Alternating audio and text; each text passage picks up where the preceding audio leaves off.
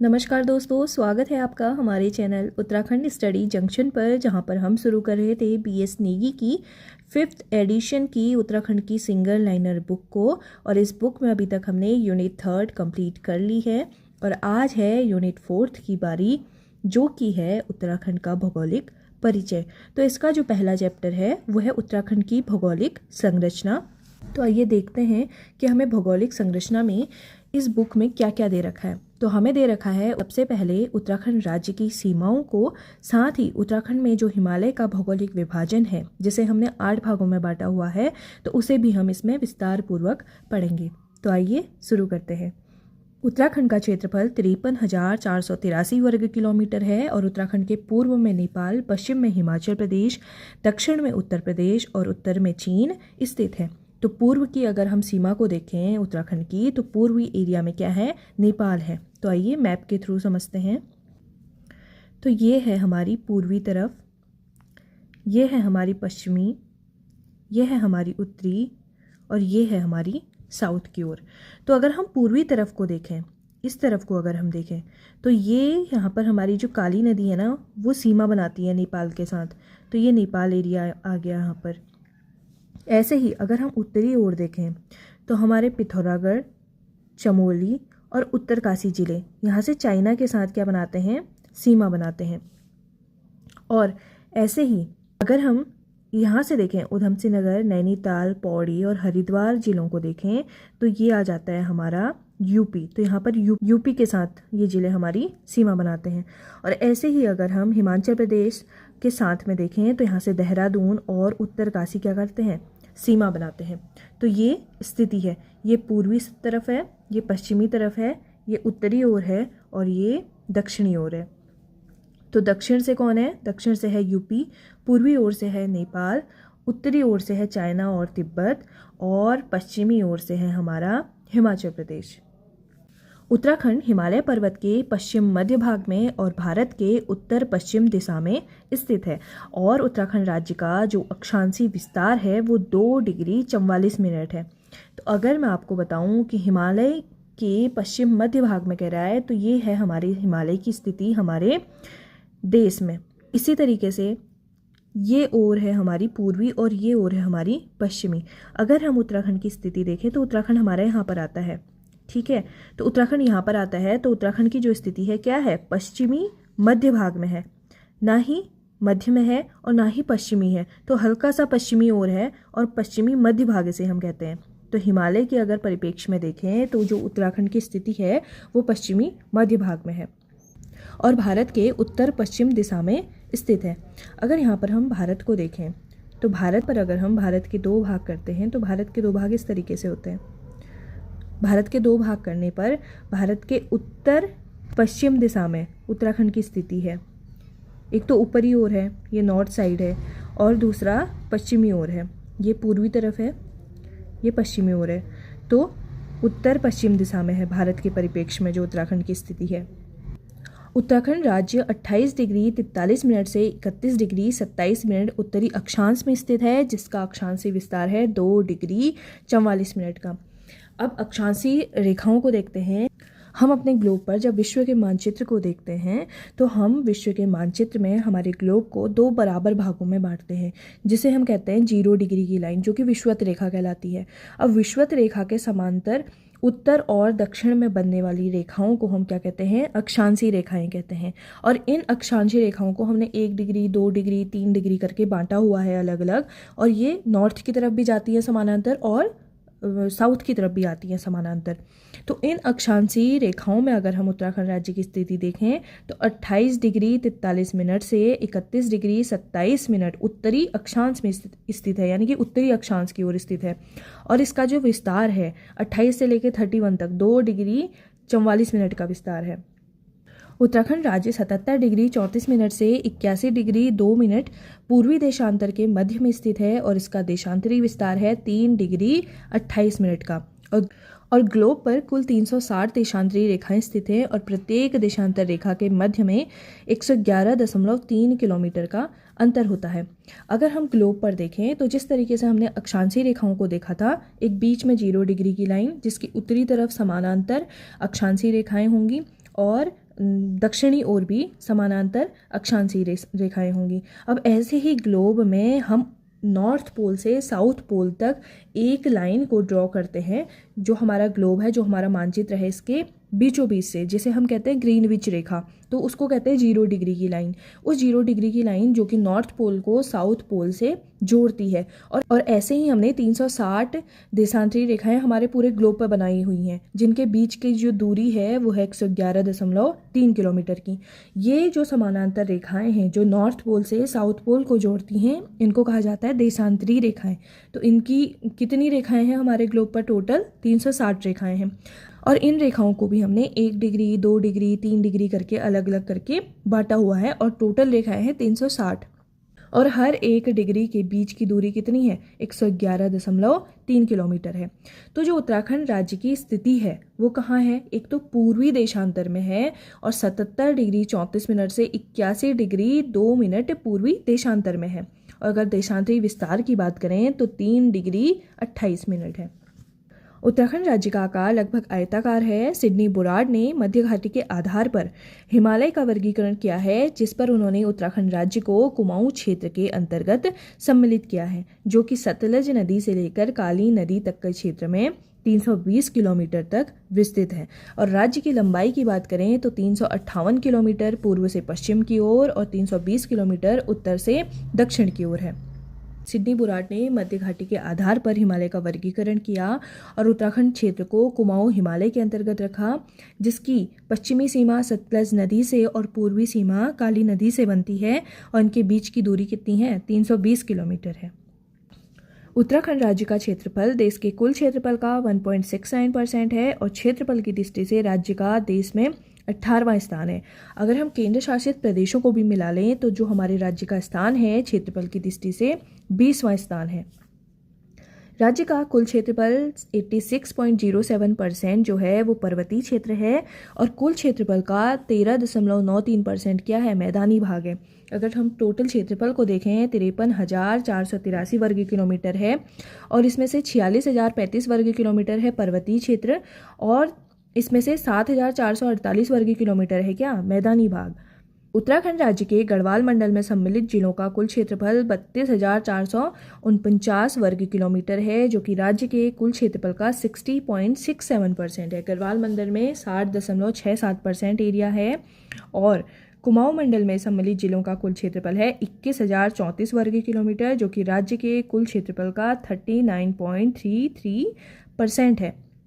तो टोटल क्षेत्रफल में से जो 32,450 वर्ग किलोमीटर लगभग है वो हमारा गढ़वाल मंडल में आता है, और कुल क्षेत्रफल में से 21,034 वर्ग किलोमीटर का जो एरिया है वो आता है हमारे कुमाऊं मंडल में। 1,000 से 2,000 मीटर तक की ऊंचाई पर उत्तराखंड राज्य के कुल भौगोलिक क्षेत्रफल का सर्वाधिक हिस्सा आता है, जो कि है 32.94%, जबकि 3,000 से 4,000 मीटर की ऊंचाई पर सबसे कम हिस्सा आता है, जो कि 7.8% है। तो सबसे ज़्यादा भौगोलिक क्षेत्रफल का जो हिस्सा है वो हमारा 1,000 से 2,000 मीटर की ऊंचाई पर आता है, यानी कि 32.94% का, और सबसे कम हिस्सा आता है 7.8% का 3,000 से 4,000 मीटर की ऊंचाई पर। और अब देखते हैं उत्तराखंड राज्य की सीमाएं। राज्य के उत्तर में महान हिमालय एवं दक्षिण पश्चिम में शिवालिक श्रेणी और दक्षिण पूर्व एवं दक्षिण मध्य में तराई क्षेत्र स्थित है, और राज्य की पूर्वी सीमा काली नदी और पश्चिमी सीमा टोंस नदी बनाती है।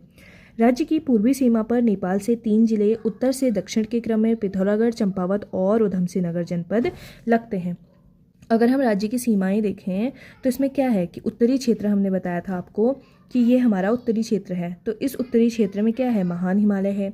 और इस दक्षिणी क्षेत्र में क्या है? दक्षिण पश्चिम में यहाँ पर शिवालिक श्रेणियाँ हैं, ये हमारा तराई भाग है। दक्षिण मध्य में और दक्षिण पूर्व की ओर यहाँ पर हमारी काली नदी सीमा बनाती है।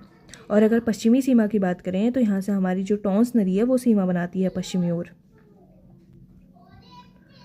और राज्य की जो पूर्वी सीमा है, और राज्य की पूर्वी सीमा पर, इस सीमा पर हमारे पिथौरागढ़, चंपावत और उधमसिंह नगर के जिले काली नदी के साथ मिलकर के क्या करते हैं? नेपाल के साथ सीमा साझा करते हैं। राज्य के उत्तर पश्चिम में हिमाचल प्रदेश की सीमा से राज्य के 2 जिले देहरादून और उत्तरकाशी से सीमा बनाते हैं। हिमाचल प्रदेश के साथ देहरादून और उत्तरकाशी सीमा बनाते हैं। और राज्य के उत्तर में हिमालय पार तिब्बत या चीन स्थित है और इसकी सीमा राज्य के 3 जिलों में पिथौरागढ़, चमोली और उत्तरकाशी से लगती है। और उत्तराखंड राज्य की सबसे लंबी सीमा उत्तर प्रदेश से लगती है। अगर हम दक्षिणी भाग को देखें तो जो हमारे राज्य की सीमा है वो उत्तर प्रदेश से लगती है। और उत्तर प्रदेश की सीमा 5 जिलों से हमारे लगती है, जो हैं उधम सिंह नगर, नैनीताल, पौड़ी, हरिद्वार और देहरादून। तो ये है ना, उधम सिंह नगर यहाँ से सीमा बनाता है। तो यहाँ पर है उधम सिंह नगर, फिर यहाँ से नैनीताल थोड़ा सा टच करता है, इधर पौड़ी, इधर हरिद्वार और इधर देहरादून टच करता है। उत्तराखंड की सबसे अधिक जो सीमा है जो यूपी से लगी हुई है वो है उधम सिंह नगर, और सबसे कम सीमा नैनीताल जनपद से लगी है। और राज्य से लगी अगर अंतर्राष्ट्रीय सीमा की बात करें तो 625 किलोमीटर की जो सीमा है वो अंतर्राष्ट्रीय सीमा है, जिसमें से 275 किलोमीटर नेपाल से और 350 किलोमीटर की सीमा चीन से लगी है। अगर हम इस भाग की बात करें तो ये 275 किलोमीटर है यहाँ पर। और अगर चाइना के साथ बॉर्डर की बात करें तो ये है 350 किलोमीटर।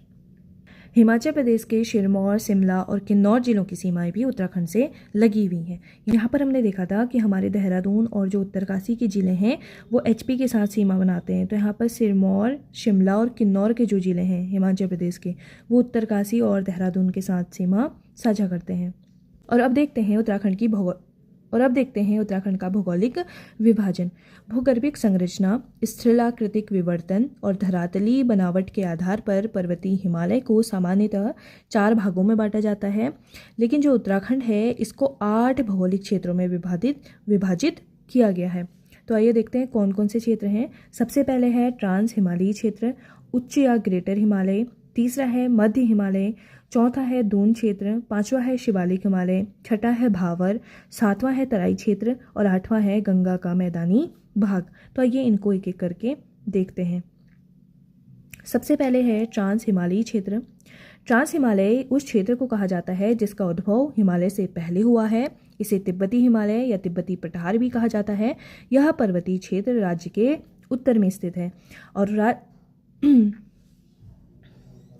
और उत्तराखंड में माणा, नीति, किंगरी बिंगरी, डिपुलेख, चोरहोती, सलसला, दारमा आदि दर्रे ट्रांस हिमालय क्षेत्र में पाए जाते हैं। और ट्रांस हिमालय क्षेत्र की जो ऊंचाई है वो सिंधु नदी तल से 2500 मीटर से 3500 मीटर के बीच होती है। अगर ट्रांस हिमालय क्षेत्र की बात करें तो उत्तराखंड के सबसे उत्तरी भाग में ट्रांस हिमालय क्षेत्र आता है। इसके बाद महान हिमालय, फिर लघु हिमालय या मध्य हिमालय, इसके बाद शिवालिक हिमालय आता है।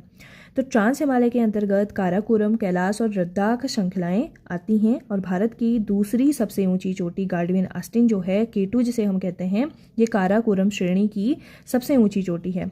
ट्रांस हिमालय का निर्माण अवसादी चट्टानों से मिलकर हुआ है। और ट्रांस हिमालयी श्रेणी सतलुज, ब्रह्मपुत्र, सिंधु जैसी पर्वतीय नदियों को जन्म देती है। सचर जोन और हिंज लाइन द्वारा ट्रांस हिमालय और ग्रेटर हिमालय अलग अलग होते हैं। हमारे उत्तराखंड राज्य में ट्रांस हिमालय के बाद जिसके बाद आता है वो है महान हिमालय। तो महान हिमालय और ट्रांस हिमालय जो अलग अलग होते हैं वो होते हैं सचर जोन या हिंज लाइन के द्वारा। अब देखते हैं ग्रेटर हिमालय या उच्च हिमालय। ग्रेटर हिमालय को हिमाद्री या उच्च हिमालय भी कहा जाता है। उच्च या ग्रेटर हिमालय को उच्च आंतरिक या मुख्य हिमालय भी कहा जाता है। और हिमाच्छादित होने के कारण इसे हिमाद्री भी कहा जाता है। उत्तराखंड में उच्च हिमालयी श्रेणी की ऊंचाई 4500 मीटर से 7817 मीटर तक की होती है।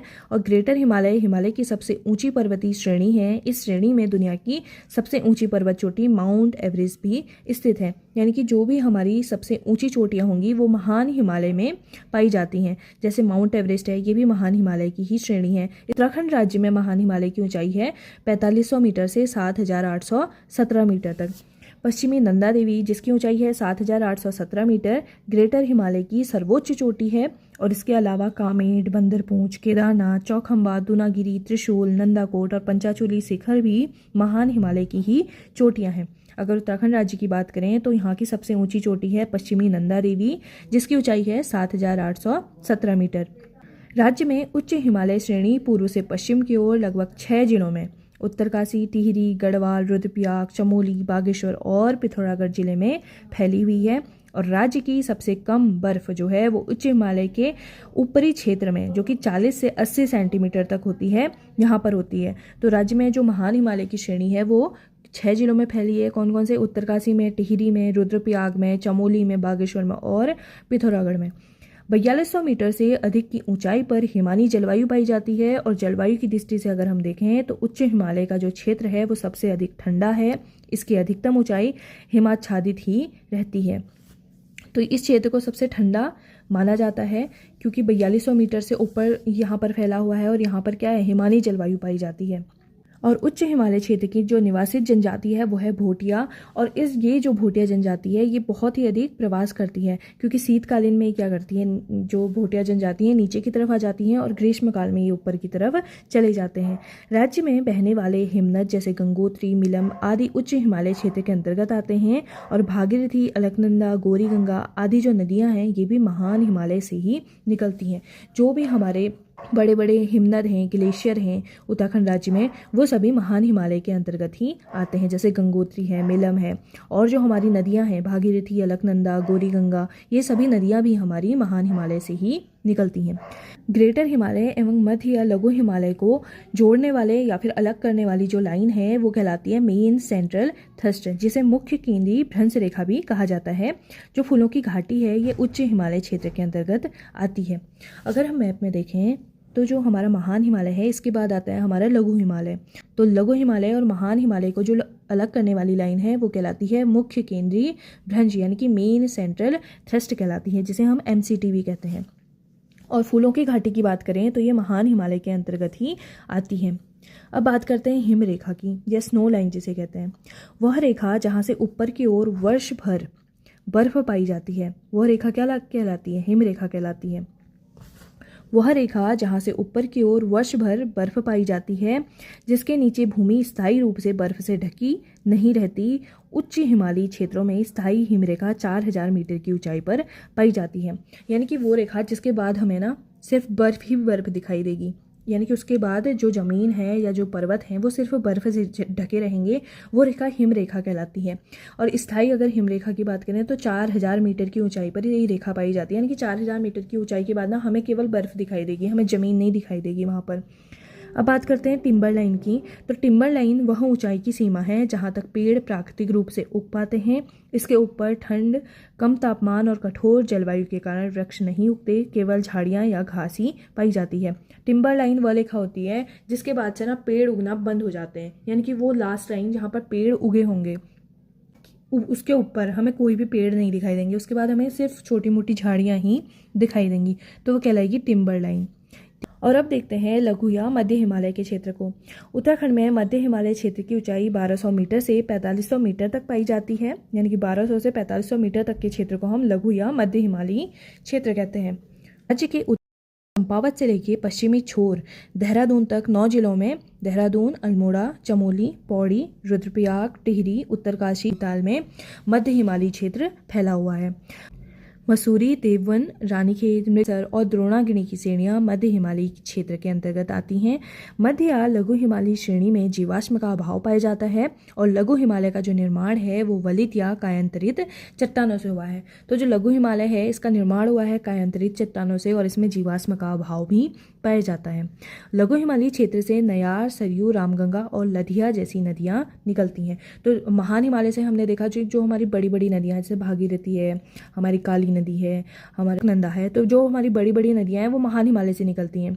और अगर हम लघु हिमालय की बात करें तो यहाँ से हमारी पूर्वी नयार, पश्चिमी नयार, सरयू नदी, रामगंगा नदी, लधिया नदी, तो ये नदियाँ निकलती हैं।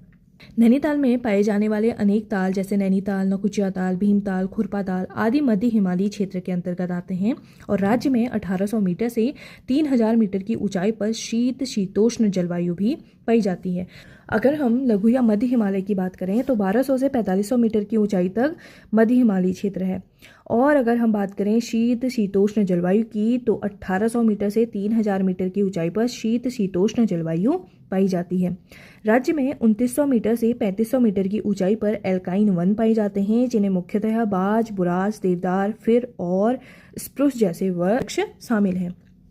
2900 से 3500 मीटर की ऊंचाई पर पाए जाते हैं एल्पाइन वन, जिनमें है बाज, बुरास, देवदार, फर, स्प्रूस। इन वृक्षों को हम अल्पाइन वन कहते हैं। शीतोष्ण कटिबंधीय क्षेत्रों में पर्वतीय शीतोष्ण वन पाए जाते हैं और इन वनों का सबसे प्रमुख वृक्ष होता है चीड़। तो जो हमारे पर्वतीय शीतोष्ण वन है, इन वनों में जो हमारे प्रमुख वृक्ष है ना, वो चीड़ का वृक्ष है। मध्य हिमालयी क्षेत्र शिवालिक हिमालय से मेन सीमांतिक दरार या मेन बाउंड्री फॉल्ट के द्वारा अलग होता है। जो मध्य हिमालयी क्षेत्र है ना, ये शिवालिक हिमालय से अलग होता है किसके द्वारा? मेन सीमांतिक दरार यानी कि मेन बाउंड्री फॉल्ट, MBF कहते हैं इसको, मेन बाउंड्री फॉल्ट के द्वारा अलग होता है। अब अगर बुग्याल की बात करें तो मध्य हिमालय के क्षेत्र के पर्वतीय ढलानों पर पाए जाने वाले घास के छोटे छोटे मैदान जो हैं वो बुग्याल कहलाते हैं। बुग्याल को पयार या अल्पाइन पॉस्चर्स के नाम से भी जाना जाता है। बुग्याल वृक्ष सीमा तथा हिम रेखा के बीच में उगते हैं और कश्मीर में घास के मैदानों को मर्ग कहा जाता है, जिसे गुलमर्ग, सोनमर्ग इस तरीके से कहा जाता है कश्मीर में। हिमाचल प्रदेश के कुल्लू में घास के मैदानों को क्या कहा जाता है? थच कहा जाता है। बुग्यालों को पशुचारण का स्वर्ग कहा जाता है। उत्तराखंड में अलग 5 प्रकार के होते हैं, जैसे दूध, बस, भोंट, धनिया या धती। तो बुग्याल के पशुचारण को पालसी, गद्दी, गुज्जर, लिवड़िया और बकरवाल आदि कहा जाता है। अब है खर्क। खर्क वह स्थान है जहां मवेशियों को चराने एवं रखने की सुविधा होती है। यहाँ भी ज्ञात कर लेना उचित होगा कि बुग्यालों को कश्मीर में मर्ग और हिमाचल में थच कहा जाता है। तो ये क्या है कि खर्क क्या होता है? ये वह स्थान होता है जहाँ पर मवेशियों को चराने की और रखने की व्यवस्था होती है, उसे क्या कहा जाता है? खर्क कहा जाता है। तो बुग्याल की बात करें तो बुग्याल होते हैं हमारे घास के छोटे छोटे मैदान, जिन्हें पयार या अल्पाइन पॉस्चर्स भी कहा जाता है। हिमाचल प्रदेश के कुल्लू में घास के मैदानों को थच कहा जाता है और कश्मीर में इन्हें मर्ग कहा जाता है। और बुग्याल कितने प्रकार के होते हैं? 5 प्रकार के होते हैं, दूध, बस, भोंट, धनिया और धती। और खर्क होता है वह स्थान जहां मवेशियों को चराने और रखने की सुविधा होती है। अब देखते हैं दूधाधोली श्रृंखला को, जो कि हमारे लघु हिमालय या मध्य हिमालय में ही आती है। दूधाधोली श्रृंखला राज्य के मध्य या लघु हिमालय क्षेत्र के अंतर्गत आती है। यह अल्मोड़ा, चमोली और पौड़ी जिलों में फैली हुई है और दूधाधोली श्रृंखला से 5 नदियों का उद्गम होता है। हम इसे मैप के थ्रू देखते हैं। तो ये है हमारा चमोली, ये है हमारा अल्मोड़ा और ये है हमारा पौड़ी। तो जो दूधाधोली श्रृंखला है वो हमारा चमोली, पौड़ी और अल्मोड़ा क्षेत्र में फैला हुआ है। दूधाधोली श्रृंखला से 5 नदियों का उद्गम होता है, पश्चिमी रामगंगा, आटागाल, वोनो, पश्चिमी नयार और पूर्वी नयार। दूधाधोली से पश्चिमी रामगंगा, आटागाड़, पश्चिमी और पूर्वी नयार तथा वूनो नदी का उद्गम होता है और आटागाड़ लगभग 30 किलोमीटर बहने के बाद सिमली यानी कि चमोली में पिंडर नदी से मिल जाती है। वूनो भी यही दूरी तय कर यानी कि 30 किलोमीटर चलने के बाद केदार यानी कि अल्मोड़ा में रामगंगा नदी से मिल जाती है। पूर्वी या पश्चिमी नयार नदियां भी गंगा में समाहित हो जाती हैं और दूधाधोली से निकलने वाली सबसे बड़ी पश्चिमी रामगंगा नदी जो है वो चमोली, अल्मोड़ा एवं गढ़वाल को सींचते हुए कालागढ़ बांध में विद्युत उत्पादन करते हुए उत्तर प्रदेश के कन्नौज में गंगा नदी से मिल जाती है। तो जो दूधाधोली श्रृंखला से निकलने वाली सबसे बड़ी नदी है हमारी पश्चिमी रामगंगा नदी, जो कि चमोली, अल्मोड़ा और पौड़ी गढ़वाल को सींचते हुए कालागढ़ बांध में विद्युत उत्पादन करते हुए उत्तर प्रदेश में क्या करती है? कन्नौज में गंगा नदी से मिल जाती है। दूधाधोली श्रृंखला की तली पर दुग्धताल स्थित है और दूधाधोली क्षेत्र के आसपास कोदियाबगढ़ में वीर चंद्र सिंह गढ़वाली जी की समाधि स्थल है और कोदियाबगढ़ में ही प्रत्येक वर्ष 12 जून को चंद्र सिंह गढ़वाली जी की स्मृति में मेला लगता है। और 1960 ईस्वी में वीर चंद्र सिंह गढ़वाली ने तत्कालीन प्रधानमंत्री जवाहरलाल नेहरू से दूधाधोली क्षेत्र में भारत की ग्रीष्मकालीन राजधानी बनाने की भी मांग की थी। तो यहाँ पर दुग्धताल स्थित है और वीर चंद्र सिंह गढ़वाली जी का यहाँ पर समाधि स्थल भी स्थित है। और कोदियाबगढ़ में प्रत्येक वर्ष 12 जून को वीर चंद्र सिंह गढ़वाली जी की स्मृति में यहाँ पर मेला भी लगता है। आगे देखते हैं दूनिया द्वार क्षेत्र को। मध्य हिमालय और शिवालिक पर्वतमाला के बीच जो लंबी, चौड़ी और सपाट घाटियाँ मिलती हैं उन्हें दून कहा जाता है। यानी कि शिवालिक और मध्य हिमालय के बीच में जो लंबी, चौड़ी और सपाट घाटियाँ मिलती हैं उन्हें दून कहा जाता है। 2 पर्वत श्रेणियों के बीच की चौड़ी घाटी दून कहलाती है, जिसे पूर्वोत्तर भाग में द्वार कहा जाता है और पश्चिम और मध्य भाग में दून कहा जाता है। दून घाटियों की औसत ऊंचाई होती है 350 मीटर से 750 मीटर तक और राज्य का सबसे बड़ा दून है देहरादून। इसकी लंबाई 75 किलोमीटर और चौड़ाई 24 से 32 किलोमीटर तक की है। सबसे बड़ा दून है देहरादून, जिसकी लंबाई है 75 किलोमीटर और चौड़ाई है 24 से 32 किलोमीटर। पतली व कोटा दून जो है ये द्वार क्षेत्र नैनीताल जिले में स्थित है और कोठारी व चौखम नामक दून के जो क्षेत्र हैं ये पौड़ी गढ़वाल क्षेत्र में स्थित है। दून घाटियों में मानव जीवन के लिए अनुकूल परिस्थितियां पाई जाती हैं, जिस कारण इस क्षेत्र में अधिकतम जनघनत्व भी पाया जाता है। तो जो दून घाटियां हैं, यहाँ पर मानव जीवन के लिए जो परिस्थितियां हैं वो बहुत ही अनुकूल हैं और इसी कारण दून क्षेत्र में क्या है, अधिकतम जनघनत्व है। अगर जलवायु की बात करें तो जो दून क्षेत्र है यहाँ पर उष्ण प्रकार की जलवायु मिलती है, गर्मियों में हल्की गर्मी और सर्दियों में हल्की ठंड। दून घाटियाँ दो पहाड़ी श्रेणियों के बीच में होती हैं। इनके आसपास मध्य हिमालय से भूस्खलन ज़्यादा होता है और बरसात के समय में ये क्षेत्र लैंडस्लाइड प्रवण रहते हैं, यानी कि लैंडस्लाइड से प्रभावित रहते हैं, क्योंकि इसके ऊपरी जो भाग है ना, उत्तरी क्षेत्र, वहाँ पर क्या है, मध्य हिमालयी क्षेत्र है और मध्य हिमालय में सबसे अधिक भूस्खलन क्षेत्र होता है। और दून घाटियों के दक्षिण में है शिवालिक श्रेणियाँ, तो दो घाटियों के बीच की श्रेणी दून कहलाती है। अगला है शिवालिक क्षेत्र। शिवालिक को बाह्य हिमालय या हिमालय का पाद भी कहा जाता है। यह हिमालय श्रृंखला की नवीनतम श्रेणी है, जो सबसे नई बनी है यह श्रेणी, और इसमें जीवाश्म भी पाए जाते हैं। तो शिवालिक श्रेणी का जो प्राचीनतम नाम है वो है मैन्नाक पर्वत। शिवालिक का अर्थ होता है शिव की भौहें, और शिवालिक श्रेणी 7 जिलों में फैली हुई है। दक्षिणी देहरादून, उत्तरी हरिद्वार, मध्यवर्ती पौड़ी, दक्षिणी चंपावत, दक्षिणी अल्मोड़ा, मध्यवर्ती नैनीताल, दक्षिणी टिहरी गढ़वाल में। तो 7 जिलों में शिवालिक श्रेणी फैली हुई है। शिवालिक श्रृंखला की चोटियों की जो ऊंचाई है वो है 700 से 1200 मीटर के बीच, और शिवालिक श्रृंखलाएं हमारी क्या है, नवीनतम श्रेणी है हिमालय की। शिवालिक क्षेत्र में भूस्खलन और कटाव के कारण गहरी घाटियां भी पाई जाती हैं। तो यहाँ पर भूस्खलन क्षेत्र होता है, भूस्खलन होता है, कटाव होता है, तो इसमें गहरी घाटियां पाई जाती हैं, क्योंकि अभी इस श्रृंखला का निर्माण हो रहा है, ये नवीनतम श्रेणी है। और राज्य में सर्वाधिक वर्षा शिवालिक हिमालय क्षेत्र या बाह्य हिमालयी क्षेत्र में होती है, जो लगभग 200 से 250 सेंटीमीटर तक होती है। और जो सर्वाधिक वर्षा है वो भी शिवालिक क्षेत्र में ही होती है, जो कि 200 से 250 सेंटीमीटर तक होती है। राज्य में सर्वाधिक पर्यटन केंद्र भी शिवालिक क्षेत्र में ही पाए जाते हैं, और शिवालिक श्रेणी हिमालय से सतत सीमांत द्वार या ग्रेट बाउंड्री फॉल्ट के द्वारा अलग होती है। शिवालिक क्षेत्रों में गर्म शीतोष्ण जलवायु जैसे आर्द्र उपोष्ण कटिबंधीय जलवायु पाई जाती है। अगर शिवालिक श्रेणी की बात करें तो ये किससे अलग होती है, सतत सीमांत द्वार या ग्रेट बाउंड्री फॉल्ट के द्वारा अलग। और शिवालिक क्षेत्रों में गर्म शीतोष्ण जलवायु यानी कि आर्द्र उपोष्ण कटिबंधीय जलवायु पाई जाती है। और इन श्रृंखला की जो चोटियां हैं इनकी ऊंचाई होती है 700 से 1200 मीटर के बीच में। और अगला है भावर क्षेत्र। तो शिवालिक के बाद आता है हमारा भावर क्षेत्र। उत्तराखंड में शिवालिक पर्वतमाला के ठीक दक्षिण में स्थित एक संकीर्ण पट्टीनुमा भूभाग होता है। यह हिमालयी नदियों के द्वारा लाए गए मोटे अवसादों, कंकड़, बोल्डर, बजरी, इनसे निर्मित होता है। तो शिवालिक पर्वतमाला के ठीक नीचे दक्षिणी की तरफ होता है एक पट्टीनुमा भूभाग, जिसे हम भावर क्षेत्र कहते हैं। इसका निर्माण होता है नदियों के द्वारा लाए गए मोटे अवसादों से, जिसमें मोटे कंकड़, पत्थर, बालू, बजरी, ये सब होता है। और ये तराई क्षेत्र के ठीक ऊपर स्थित होता है, यानी कि शिवालिक पर्वतमाला के ठीक नीचे और तराई के ठीक ऊपर होता है। इसकी मुख्य विशेषताएं यह हैं कि यह क्षेत्र शिवालिक पर्वतमाला के दक्षिण में और तराई क्षेत्र के उत्तर में स्थित होता है। इसकी चौड़ाई होती है लगभग 8 से 16 किलोमीटर तक की। इस क्षेत्र का जो निर्माण है वो प्लास्टोसीन युग में हुआ है, और शिवालिक से उतरने वाली नदियाँ अपने साथ लाए हुए कंकड़, बोल्डर, पत्थर और बालू जो है इनको जमा करती हैं, जिससे इस क्षेत्र का निर्माण होता है। और मिट्टी या भूमि स्वरूप की बात करें तो यहाँ की मिट्टी होती है छिद्रमयी और भूमि उबड़ खाबड़ और जल न्यून क्षमता वाली होती है।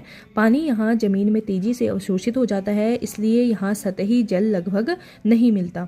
और नदियों का जल भाबर क्षेत्र में भूमिगत हो जाता है और आगे तराई में निकलकर पुनः सतह पर आ जाता है। यानी कि यहाँ पर जो जल है ना, ये तुरंत यहाँ पर भूमिगत हो जाता है, अंदर चले जाता है। लेकिन इसके नीचे 8 से 16 किलोमीटर के बाद जब आगे हम तराई क्षेत्र में देखते हैं तो तराई क्षेत्र हमें दलदली भूमि मिलती है तराई क्षेत्र में, तो तराई क्षेत्र में जल निकल के सतह पर आ जाता है। यही कारण है कि भाबर क्षेत्र को जल विलोपन क्षेत्र भी कहा जाता है, यानी कि एक सूखा सूखा क्षेत्र होता है भाबर क्षेत्र, जहाँ पर हमें मोटे कक्कड़, बालू, बजरी ये सब देखने को मिलता है। वनस्पति यहाँ पर शुष्क परिस्थितियों के कारण साल तथा कंकड़ पत्थर वाली भूमि में उगने वाले वन पाए जाते हैं। वह कंकड़ पत्थरों में उगने वाले वन होते हैं ना, वही पाए जाते हैं। और यह क्षेत्र राज्य का महत्वपूर्ण वन क्षेत्र भी माना जाता है। महत्व यह है कि तराई क्षेत्र के कृषि विकास के लिए जल उपलब्धता का आधार बनता है। और वन संसाधनों और वन्य जीवों के लिए उपयुक्त आवास प्रदान करता है। और राज्य की जो जलवायु है वो जल धारण क्षमता और वन संरचना पर महत्वपूर्ण प्रभाव डालती है। और भाबर क्षेत्र उत्तराखंड की भौगोलिक संरचना का एक अत्यंत महत्वपूर्ण भाग है, जो न केवल हिमालयी नदियों के अवसादी प्रक्रिया को प्रदर्शित करता है, बल्कि तराई क्षेत्र की कृषि, जल विज्ञान और राज्य की प्राकृतिक परिस्थितियों को भी प्रभावित करता है। अगर हम बात करें भाबर क्षेत्र की, तो नदियों द्वारा लाए गए जो मोटे मोटे अवसाद, बालू, रेत, कंकड़ और बड़े बड़े पत्थर है ना, वो भाबर क्षेत्र में इकट्ठा हो जाते हैं। इसके बाद नदी क्या हो जाती है, लोपित हो जाती है, नीचे भूमिगत हो जाती है। और जब नीचे इसके बाद दक्षिणी क्षेत्र में तराई क्षेत्र आता है, तो तराई क्षेत्र में वापस से वो ज़मीन क्या होता है, वहाँ पर सतही जल दिखने लगता है और वहाँ पर क्या होता है, अच्छी फसल होती है उसकी वजह से। आगे देखते हैं तराई क्षेत्र को। उत्तराखंड में भाबर के ठीक दक्षिण में स्थित उपजाऊ, दलदली एवं घनघोर वनस्पति वाला भूभाग है। यह हिमालयी नदियों द्वारा लाई गई महीन अवसादी मिट्टी के जमाव से निर्मित होता है। यह क्षेत्र कृषि और बनावट के लिए अत्यंत अनुकूल होता है, यानी कि दलदली और उपजाऊ भूमि होती है, क्योंकि भाबर क्षेत्र में जो जल भूमिगत हो गया है वो तराई क्षेत्र में क्या हो जाता है, सतह पर दिखने लगता है।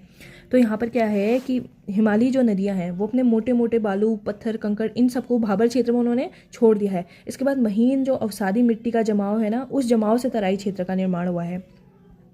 अगर भौगोलिक स्थिति की बात करें तो तराई क्षेत्र शिवालिक पर्वतों के दक्षिण तथा गंगा मैदान के उत्तर में स्थित है। राज्य में मुख्य रूप से नैनीताल और उधमसिंह नगर का जो निर्माण है वो जिले के बड़े तराई क्षेत्र को कहा जाता है। जो नैनीताल और उधमसिंह नगर है ना, इन जिलों का जो निर्माण है वो बड़ा तराई क्षेत्र कहा जाता है और इनका निर्माण ही जो प्रमुख है वो तराई क्षेत्रों में आता है। इसका निर्माण हिमालय नदियों द्वारा लाई गई महीन कड़ों वाली अवसादी चट्टानों के जमाव से हुआ है। और भाबर क्षेत्र के भूमिगत हुई नदियां तराई में पुनः सतह पर आकर जल भराव की स्थिति उत्पन्न करती हैं। मिट्टी और भूमि स्वरूप की बात करें तो यहाँ की मिट्टी दलदली और अत्यंत उपजाऊ होती है। जल भराव के कारण यहाँ ताल तोड़ कुएं पाए जाते हैं और भूमिगत जल स्तर अधिक होने के कारण सिंचाई की विशेष आवश्यकता नहीं पड़ती। तो तराई क्षेत्र में हमें सिंचाई की आवश्यकता नहीं पड़ती है। जलवायु उष्ण एवं आर्द्र पाई जाती है। अधिक नमी के कारण यहाँ घनी प्राकृतिक वनस्पति भी मिलती है। कृषि एवं प्राकृतिक संसाधन। उपजाऊ मिट्टी के कारण तराई क्षेत्र राज्य का सबसे अधिक उत्पादक कृषि क्षेत्र माना जाता है, जहाँ की मुख्य फसलें हैं धान, गन्ना, गेहूँ, सरसों। जिन फसलों में सबसे अधिक पानी लगता है ना, जो जल से सबसे ज़्यादा बनती हैं, ऋतु में सरसों की फुलवारी प्रमुख दृश्य होता है यहाँ का। जनजातियाँ और बसावट देखें तो नेपाल से आए जनजातीय समुदाय जैसे थारू, बनरावत, कुमाऊँ, पंजाबी और हरियाणवी प्रवासी जो समुदाय हैं इस क्षेत्र में निवास करते हैं। और यहाँ की भूमि बसावट के लिए अनुकूल भी है और इसलिए यहाँ पर जनसंख्या का घनत्व भी अधिक होता है, क्योंकि यहाँ पर कृषि होती है, यहाँ पर खेती होती है, यहाँ पर सिंचाई की ज़्यादा आवश्यकता नहीं पड़ती। तो कृषि प्रभुत्व क्षेत्र है तो यहाँ पर जनसंख्या भी अधिक होती है। यहाँ के प्रमुख स्थान है जैसे बाजपुर, रुद्रपुर, किच्छा, खटीमा, सितारगंज, उधमसिंह नगर। तो इसके जो जिले हैं ना, प्रमुख तराई क्षेत्र में आते हैं। तराई क्षेत्र उत्तराखंड की भौतिक भूगोल संरचना का अत्यंत महत्वपूर्ण हिस्सा है। यह न केवल कृषि उत्पादन में महत्वपूर्ण योगदान देता है, बल्कि जनजातीय विविधता, जलवायु, वनों और प्राकृतिक संसाधनों के कारण राज्य की सामाजिक आर्थिक संरचना को भी प्रभावित करता है। अब एक तो क्या है कि भौतिक भूगोल की संरचना में बहुत महत्वपूर्ण हिस्सा है, क्योंकि तराई क्षेत्र में सर्वाधिक कृषि होती है, कृषि उत्पादन महत्वपूर्ण है यहाँ का।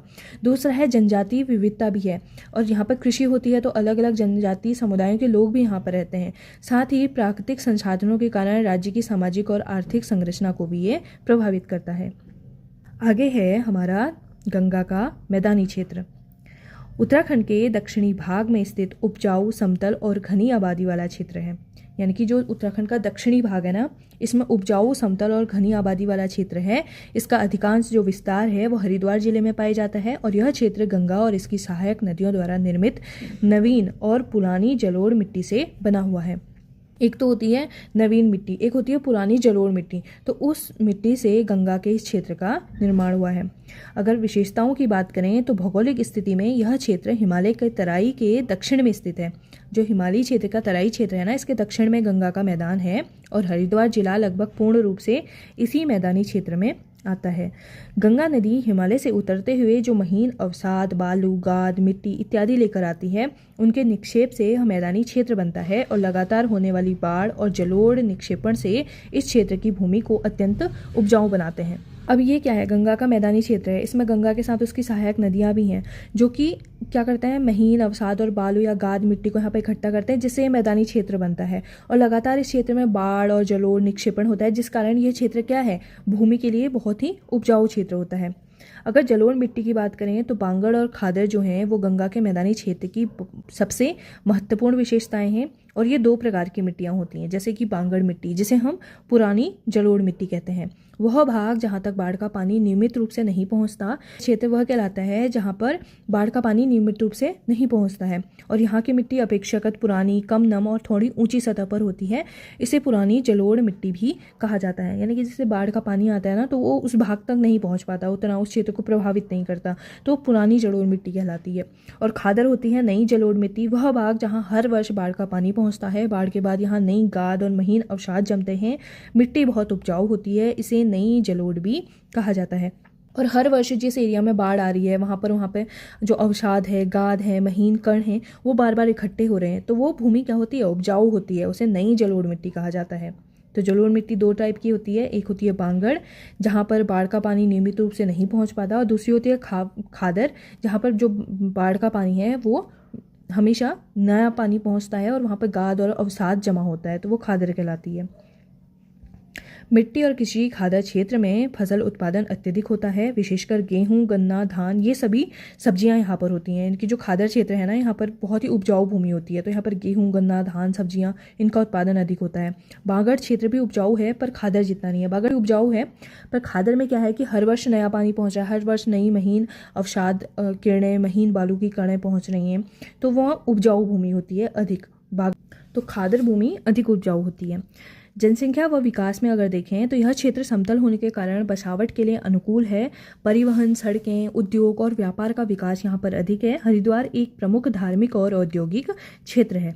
यानी कि अगर हम देखें तो यहाँ पर परिवहन भी है, सड़कें भी हैं, उद्योग भी है, व्यापार का विकास भी है, क्योंकि यहाँ पर क्या है, एक उपजाऊ भूमि है, जिस कारण लोगों का जनसंख्या घनत्व भी अधिक है। और हरिद्वार क्या है, एक प्रमुख धार्मिक और औद्योगिक क्षेत्र भी है। गंगा का मैदानी क्षेत्र उत्तराखंड की कृषि, बसावट, अर्थव्यवस्था और जनसंख्या वितरण के लिए अत्यधिक महत्वपूर्ण है। और इस क्षेत्र की बांगड़ और खादर जैसी जलोढ़ मिट्टियाँ इसे राज्य का सबसे उपजाऊ और आर्थिक रूप से सक्रिय क्षेत्र बनाती हैं। अब बांगड़ और खादर मिट्टियाँ हैं जो कि उपजाऊ मिट्टियाँ हैं यहाँ पर, तो गंगा का मैदानी क्षेत्र जो है वो अपने आप में एक उपजाऊ क्षेत्र है। और उपजाऊ क्षेत्र होने के कारण यहाँ पर कृषि भी बहुत अच्छी है। दूसरा, यहाँ पर एक धार्मिक क्षेत्र है, तो धार्मिक क्षेत्र की वजह से भी यहाँ पर जनघनत्व बहुत अधिक है। तो अगर गंगा के मैदान की बात करें तो तराई के दक्षिणी क्षेत्र में गंगा का मैदानी हिस्सा है, जिसका विस्तार अगर हम राज्य में देखें तो अधिकतर हमारे हरिद्वार जिले में पाया जाता है। और गंगा के मैदान के बाद है हमारा उत्तराखंड में स्थित प्रमुख घाटियाँ। तो घाटियाँ यहाँ पर कई प्रकार की घाटियाँ हैं, जैसे दून घाटी है, नीलांग घाटी है, सौर घाटी है, भैरव घाटी है, हर की दून, उर्गम घाटी। तो इन सभी घाटियों को पढ़ेंगे हम विस्तार पूर्वक अगली वीडियो में। तो मिलती हूँ मैं आपसे अगली वीडियो में उत्तराखंड में स्थित प्रमुख घाटियों के साथ। धन्यवाद।